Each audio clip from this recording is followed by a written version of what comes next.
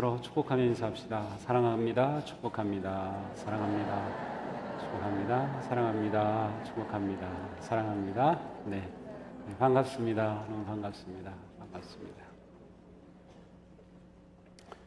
네, 요즘 아주 가장 많이 뜨고 있는 코미디언 가운데 김보성이라고 하는 사람이 있는데 그분이 무슨 말로 유명해졌죠? 잘하시네요. 하기야 뭐 제가 알면 모르는 사람이 한 사람도 없을 겁니다. 저는 한 번도 직접 본 적은 없는데 하도 유명해가지고 이분이 그렇구나. 그래서 또 어제 밤인가 오늘 아침에 아내가 또 뭐 광고 영상까지 보여주더라고요. 그분 나온 광고 재밌다고. 근데 제가 하나도 안 웃었습니다. 미안하더라고요. 근데 웃겼습니다, 사실. 근데 문득 제가 오늘 말씀을 보면서 믿음에도 의리가 있어야 되겠구나. 믿음의 의리 아니면 의리의 믿음에 관해서 생각하게 되었습니다. 오늘 우리가 보게 되는 사람은 다니엘이라고 하는 사람입니다. 다니엘 하면 떠오르는 그러한 장면이 있습니다. 뭐죠? 네, 잘하시네요. 맞아요. 이 사자굴에 던져진 다니엘입니다. 사자굴에 던져진 그 다니엘의 그 이야기의 배경을 이루는 것이 오늘 본문입니다. 그래서 오늘 우리가 6장 쭉 보았는데 5장을 쭉 보았는데 6장 1절부터 쭉 보면은 사자굴 속에 들어간 다니엘, 오늘 10절 지나서 11절 이후에 계속 이어지고 있어요.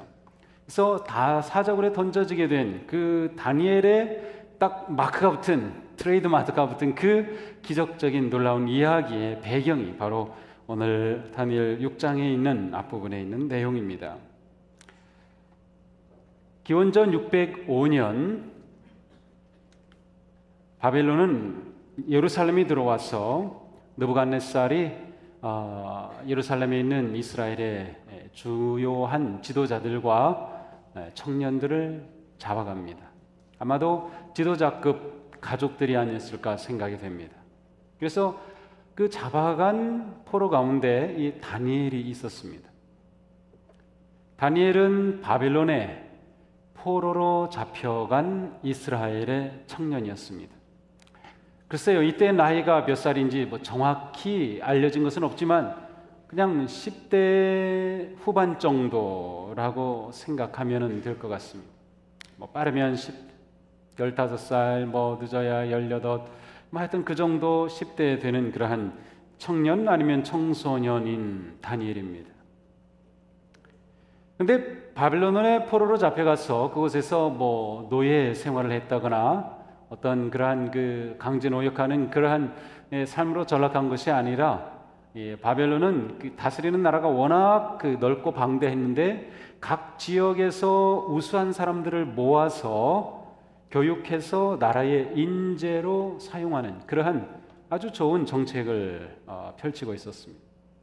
따라서 이 다니엘도 바로 그 중에 한 사람으로 선발됩니다. 그래서 바벨론에 끌려갔지만 그는 바벨론 왕립대학에 입학하게 됩니다. 그 입학할 때 다니엘에게는 세 친구가 또 있었습니다. 그래서 이스라엘의 젊은이 넷이 이 왕립대학에 입학을 해서 훈련을 받게 됩니다. 공부도 아주 잘했던 것 같아요. 성경에 보면 다니엘은 수석을 하고 공부를 그렇게 잘한 만큼 이 왕궁에서 일하도록 특채를 해서 그는 왕궁에서 일하게 됩니다. 다니엘이 일을 하게 된 것은 느부갓네살 왕 때에 포로로 잡혀가 그의 첫 해부터 일하게 되면서 느부갓네살 왕이 43년을 통치하고 벨사살 왕이 이어서 17년을 통치하고 그 다음 다리오 왕이 통치합니다. 그런데 다니엘은 바로 이 느부갓네살부터 지금 세 번째 왕인 다리오 왕까지 모시고 있는 거예요. 그러니까 이 고급 관리로서 공무원으로서 이렇게 정권이 계속 바뀌는데도 계속 그 높은 자리에서 일을 한다. 그것은 그가 그만큼 탁월했다. 또한 왕이 바뀌었지만 왕은 그를 인정하고 그가 필요했다. 그런 정말 바벨론에 필요했던 그러한 지도자였음이 분명합니다. 자, 그런데 다리오가 왕이 되어서 행정을 개편하고 전 나라를 120개 주로 나눕니다. 그리고 주지사를 세워 129역을 통치하고 그 위에 3명의 고관을 세워서 통치하게 합니다. 그 3명 가운데 한 사람이 다니엘이었습니다. 그것으로 끝나면 좋았을 텐데 왕은 한 수 더 나아갑니다. 다니엘을 이 셋 가운데 제일 위에 세우려고 합니다. 국무총리로 세우려고 하죠. 그렇게 되니까 이 바벨론 출신의 사람들이 가만히 있지 않습니다. 아니, 저 먼 나라 이름도 없는 조그만 그 유대 땅에서 온 이 다니엘이라고 하는 자가 어떻게 우리의 2인자가 되나, 우리보다 위에 있다고 이건 받아들일 수가 없는 겁니다. 그러나 왕이 그렇게 세우려고 하는데 어떻게 합니까? 그래서 이들은 다니엘을 무너뜨릴 생각을 합니다. 그것은 아주 간단합니다. 다니엘에게서 흠집이 나타나면, 그에게서 비리가 발견이 되면, 그에게서 부도덕한 것이 나타나면 그것으로 끝입니다. 이러한 사람이 어떻게 우리의 지도자가 됩니까? 한마디만 하면 왕이 그런 사람을 세울 수 없을 겁니다. 그래서 다니엘을 조사하기 시작합니다. 다니엘이 다니면서 강연나 있던 거 다 입수해가지고 다 비디오 녹화 다 보고 왔습니다. 다니엘이 가입한 모든 웹사이트 다 봤을 겁니다. 페북도 가보고 그의 홈페이지도 가보고 블로그도 가보고 그가 보냈던 모든 이메일 다 검사해 본 셈입니다. 물론 이 당시에 뭐 그런 게 없었겠지만, 그런데 결과가 이렇습니다. 4절이죠. 그러나 그들은 그에게서 아무 실책이나 허물을 발견하지 못했다. 다니엘이 임무에 충실하여 아무런 실책이나 허물이 없었기 때문이다. 참 놀라운 결론입니다. 어떻게 이럴 수가 있을까요? 아무런 허점을, 흠을 찾을 수 없었다는 겁니다. 실책을 찾을 수 없었다는 겁니다. 다니엘의 몇 년간의 공직자 생활인가 하면 느부갓네살 43년, 벨사살 왕 17년, 그것만 합쳐도 60년입니다. 그리고 이제 다리오 왕 때입니다. 적어도 60년의 공직자 생활 가운데 다니엘에게서 찾을 흠이 하나도 없었다는 겁니다. 정말 이런 사람이 있을까요? 그런데 성경에 다니엘이 있어요. 아마 성경에 나타나는 사람들 가운데 흠이 없는 사람 다니엘밖에 없을 것 같아요. 아무 흠을 찾을 수 없는 다니엘. 아주 신선하면서도 충격적입니다. 어떻게 보면은 너무나도 이 현실감 떨어집니다. 왜냐하면 우리는 뭐 뉴스를 듣든 신문을 보든 TV를 켜든 뭐 매일이죠, 매일. 고위, 관리, 공무원, 지도자, 정치인, 종교인들 할 것 없이 온갖 비리, 부정, 부패가 그냥 다 우리를 힘들게 하는 이런 때에, 야, 이러한 사람이라면 당연히 총리감이 아닐까요? 사실 우리도 완전하지 않습니다. 아주 업무 능력은 뛰어난데 뇌물을 좀 슬쩍슬쩍 받는다든지, 사람은 괜찮은데 좀 뭐 이성 문제가 있다라든지, 뭐 인간 관계가 좀 문제라든지, 뭔가 우리에게 있어서 완전한 점은 없지만 다니엘에게서 그런 것이 없었다는 겁니다.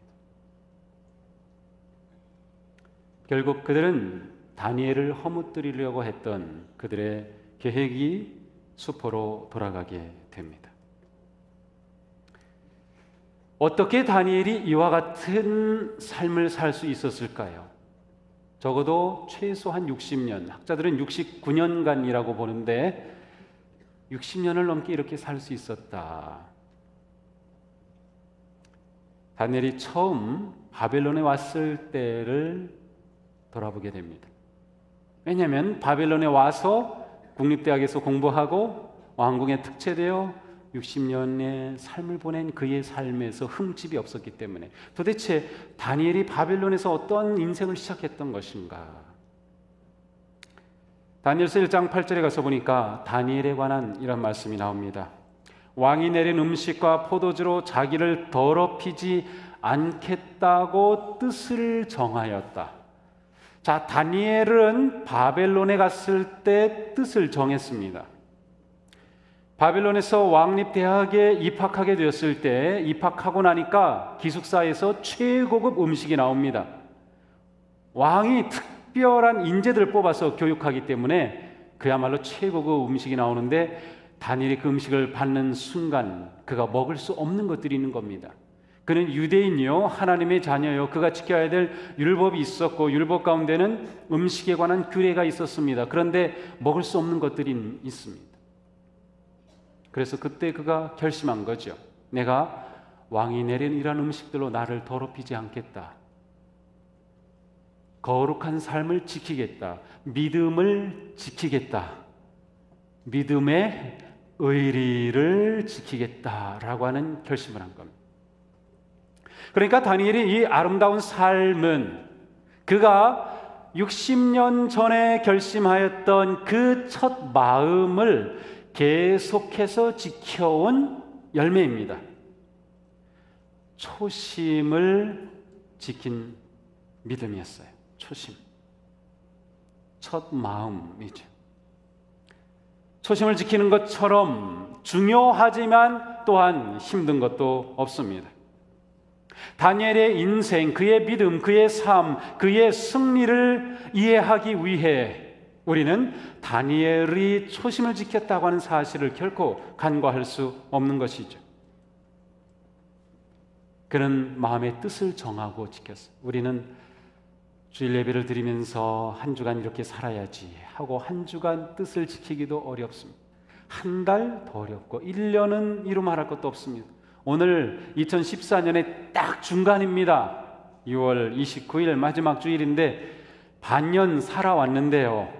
새해가 되면서 우리가 뜻을 정했는데 그 뜻을 지금도 지키나요?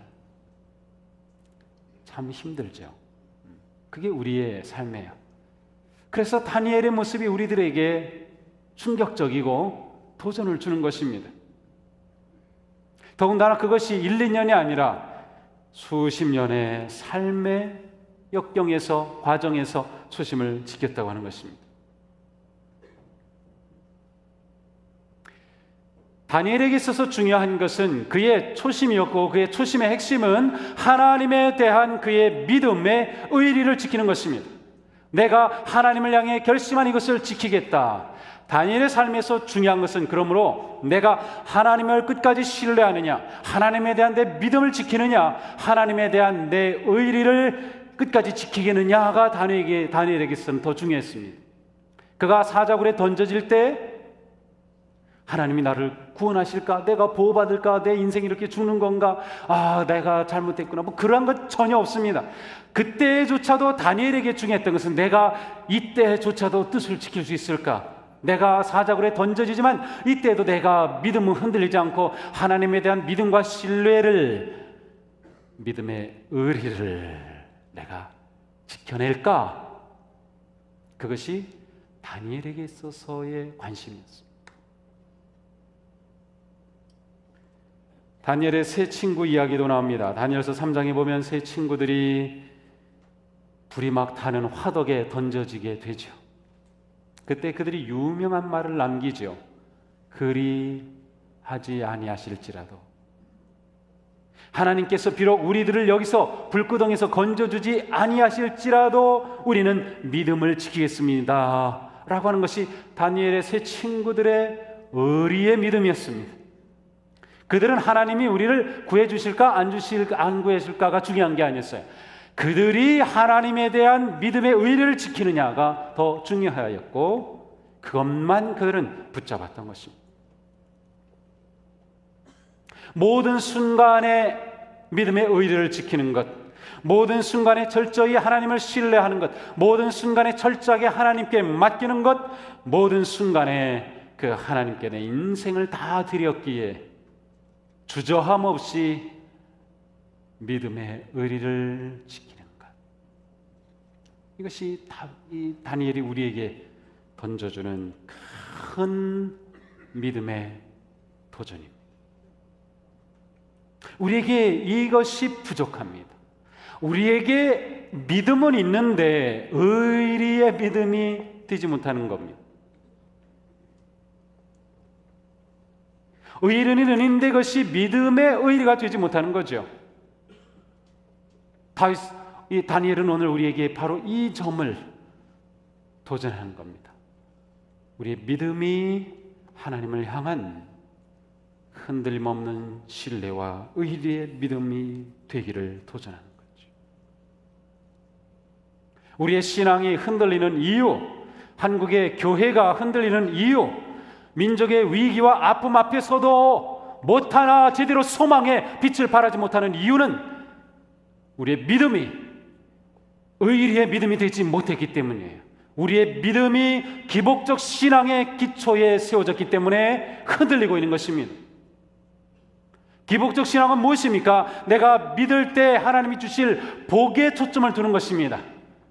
물론 우리가 하나님을 믿음으로 누리는 복이 있습니다. 하나님은 우리에게 영적으로, 관계적으로, 또한 우리의 삶에서, 또한 물질적으로 놀라운 복을 우리에게 주십니다. 그러나 믿음의 초점은 복이 아니라 하나님입니다. 하나님에 대해 내 믿음을 지킬 때 그때 하나님이 내게 복을 주시기도 하고 때로는 내가 바라는 복을 받지 못하기도 합니다. 다니엘은 그의 믿음을 지킬 때 하나님이 그를 다 지켜주시고 위기 가운데서 보호해주신 것이 아니라 그는 사자굴에도 던져져야 했습니다. 다니엘의 친구들이 믿음을 지킬 때 그들은 불타는 그 불구덩이에 던져져야 했습니다. 모함을 받아야 했고 그들은 위기와 아픔과 고통을 당합니다. 그러나 그것이 그들의 믿음을 약화시킨 것이 아니라 더 강화시켰을 뿐입니다. 우리의 믿음의 기초는 기복적 신앙이 아닙니다. 우리의 믿음은 하나님 그분이십니다. 그분이 우리에게 주실 때도 있고 안 주실 때도 있습니다. 그분이 우리에게 응답하실 때도 있고 응답하지 않으실 때도 있어요. 내 뜻에 대해서 하나님은 우리를 향한 선하신 뜻과 계획을 가지고 계시지만 내 뜻에 대해서 하나님이 응답해 주시지 않을 때도 있어요. 내가 기대하는 것을 주시지 않을 때도 있어요. 그때도 우리는 믿음을 지킬 것인가? 그때도 믿음을 지키는 그 믿음, 그게 바로 의리의 믿음. 의리의 믿음. 무슨 일이 있어도 흔들리지 않은 것입니다.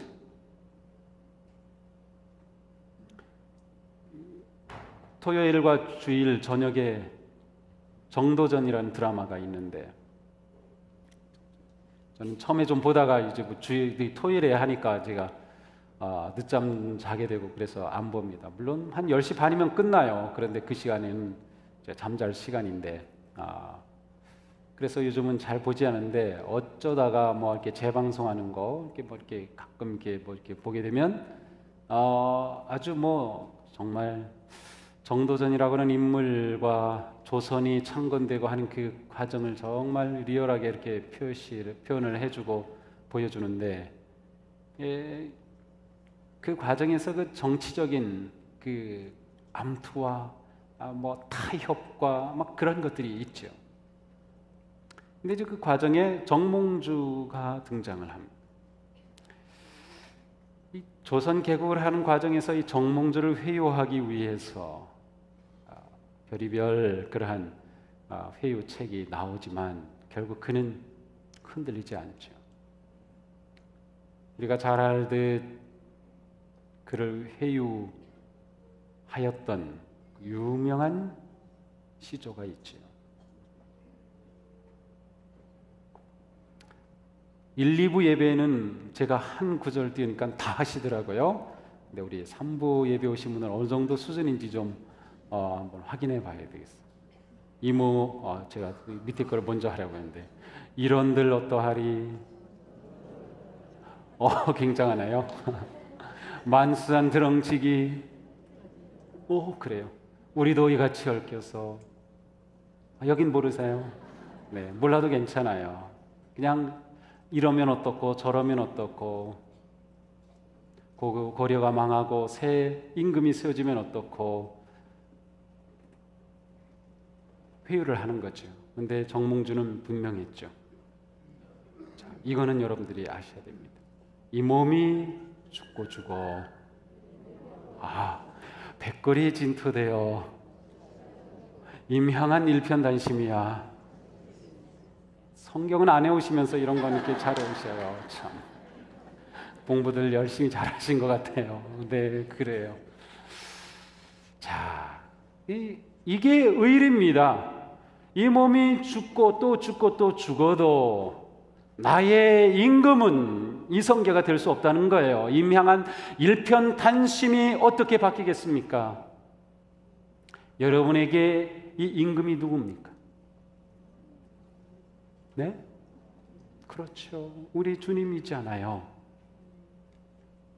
우리가 정말 의리의 믿음의 사람이라고 하면 이 몸이 죽고 죽어 100번 고쳐 죽어 백골이 진토되어 넋이라도 있고 없고 주님 향한 내 마음 가실 줄 있으랴. 그게 우리의 고백이 되어야 되는 거예요. 의리의 믿음이라면. 의리의 믿음. 요즘 세상의 의리가 얼마나 떨어졌으면 김보성이 의리 뭐 그렇게 한마디만 해 뭐 그게 유명해져 가지고 뭐 다 의리예요. 다 의리 다 의리를 붙여요. 좀 그것도 재미있어요. 또 어떻게 이렇게 잘 갖다 붙이는지. 혹시 그런 거 광고를 보든지 김보성을 보면 의리하면 여러분 생각에는 다니엘 딱 떠오르셔야 됩니다. 의리의 다니엘입니다. 다니엘을 가만두지 않죠. 이렇게 흠이 없다고 해서 그들이 넘어가지 않습니다. 계략을 하나 세웁니다.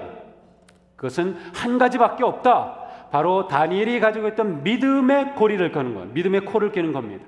그래서 임금에게 법령을 제정하게 합니다. 앞으로 30일간 어느 누구도 임금님 외에는 누구에도 구하지 못하게. 구한다고 하는 것은 기도를 하거나 절을 하거나 하는 그러한 종교적인 행위와 연관이 됩니다. 임금 외에 다른 누구에게 그렇게 하면 그 사람은 사자굴에 넣도록 하자는 법령입니다. 임금님이 도장을 꽝 찍었습니다. 바꿀 수 없이 찍었습니다.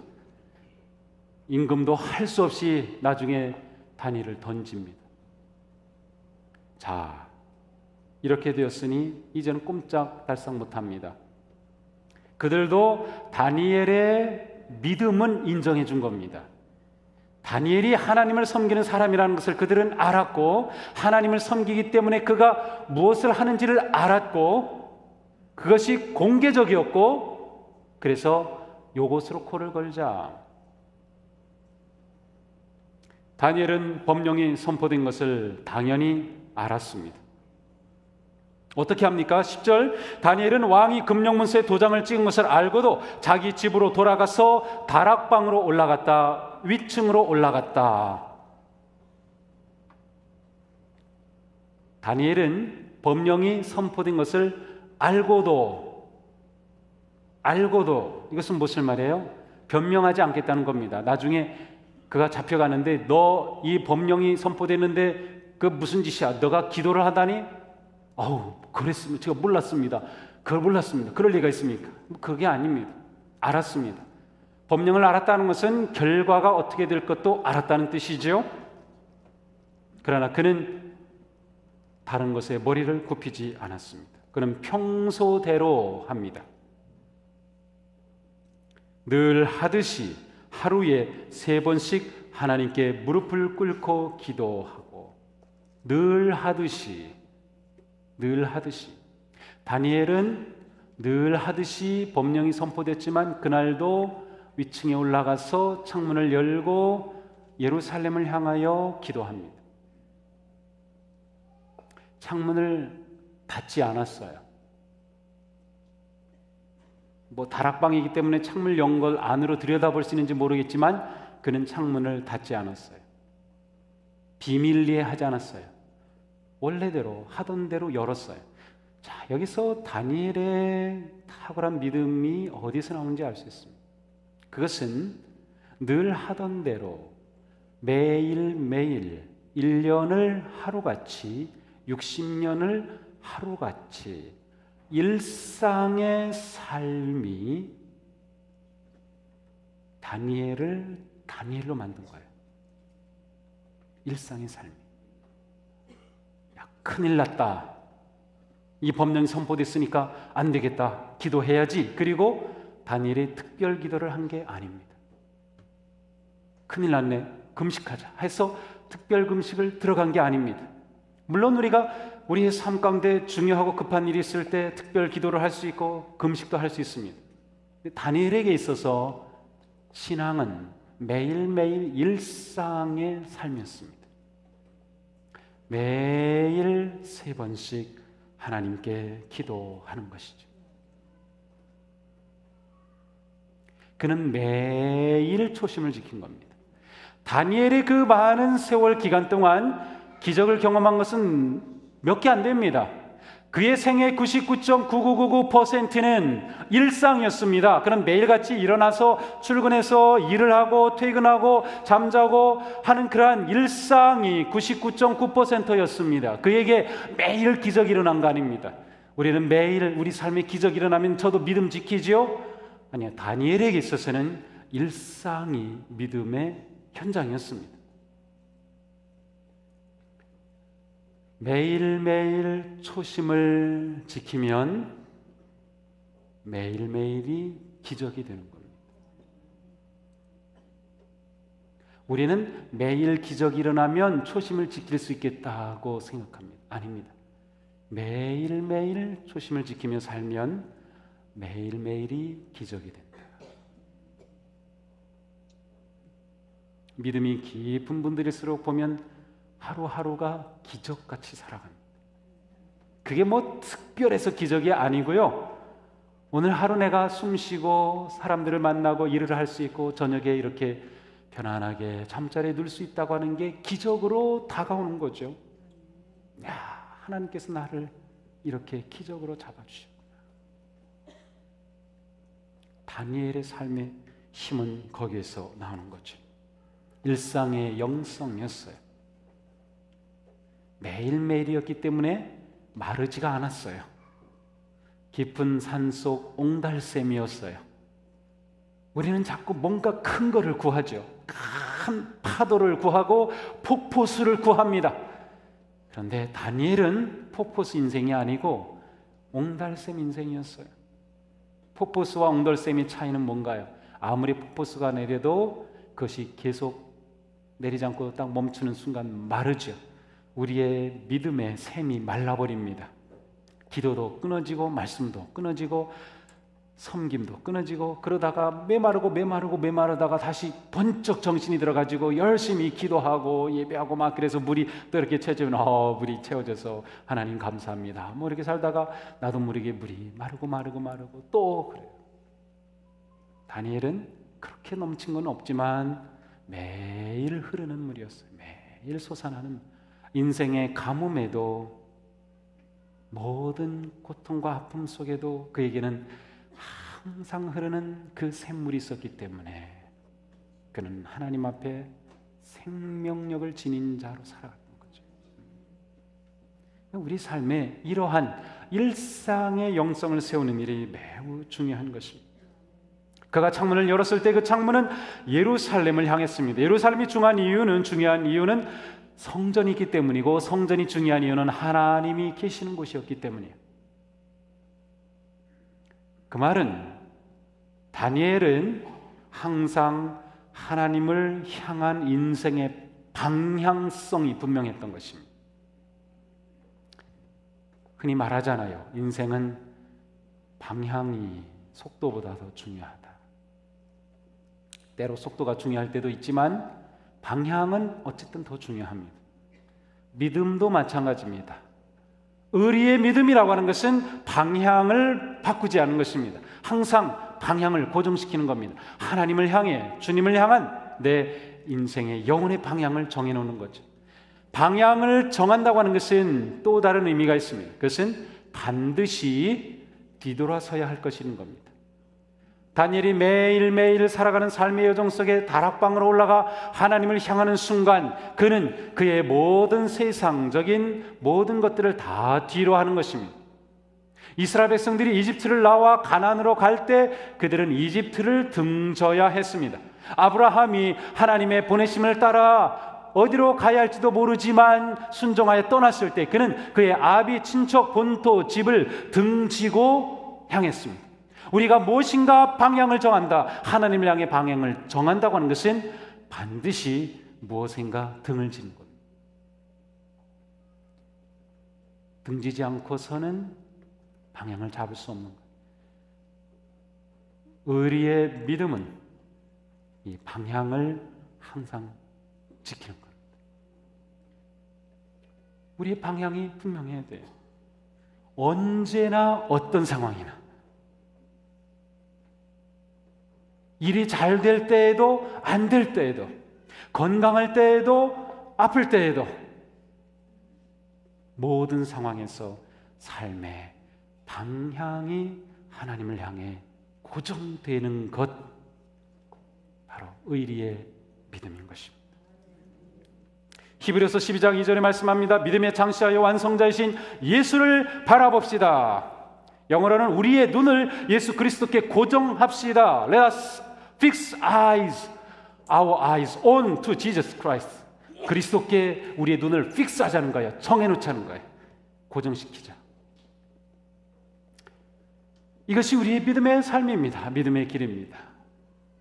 다니엘 참으로 탁월하고 놀라운 그러한 믿음의 사람이었는데 원리는 간단합니다.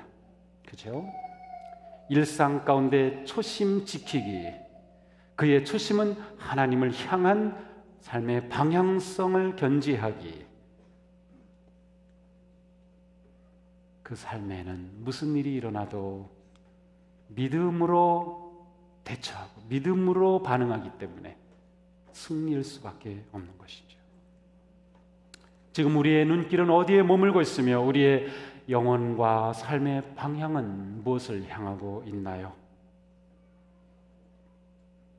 이것은 우리 모두가 다시 한번 우리의 영혼을 오직 주님께, 그리스도께 고정시키고 주님을 향하고 주님을 바라 우리의 마음이 한결같기를. 그래서 주님 보실 때 너는 의리의 성도야, 너 의리의 목사야, 너 의리의 장로, 너 의리의 권사, 이렇게 좀 해주셔야 되지 않겠어요? 우리 다 의리의 믿음을 가집시다. 의리의 믿음 갖기 원합니다. 김보성 씨 좀 얘기 좀 해봐요. 좀 해봐요. 안 나오네. 공수교회 의리.